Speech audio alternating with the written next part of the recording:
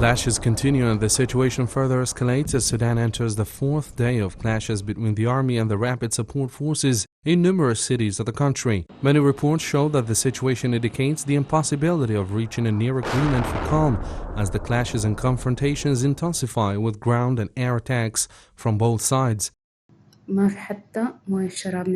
There is complete power and water cut off for 2 days. All our food supplies have finished. There is not even drinking water because water stations are out of service as well as the electricity stations. The land and air strikes continue. We cannot get most of our needs as all supermarkets and shops are closed, even pharmacies, hospitals and clinics.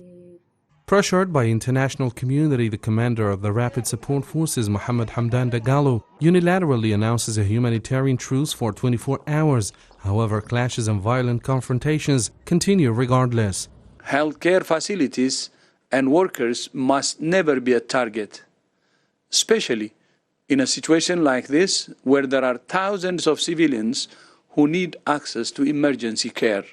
According to the International Federation of Red Cross and Red Crescent Societies, the humanitarian situation in Sudan is worsening after it became impossible to provide humanitarian services in the capital Khartoum and its neighboring areas. People there suffered to obtain their daily necessities amidst the continuous insecurity imposed by the clashes, with severe shortages of water and foodstuffs.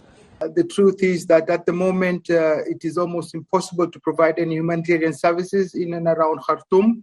There are calls from various organizations and people trapped asking for evacuation. For the past 4 days, people have been out of water, food. Electricity has been rationed, in some places totally disconnected.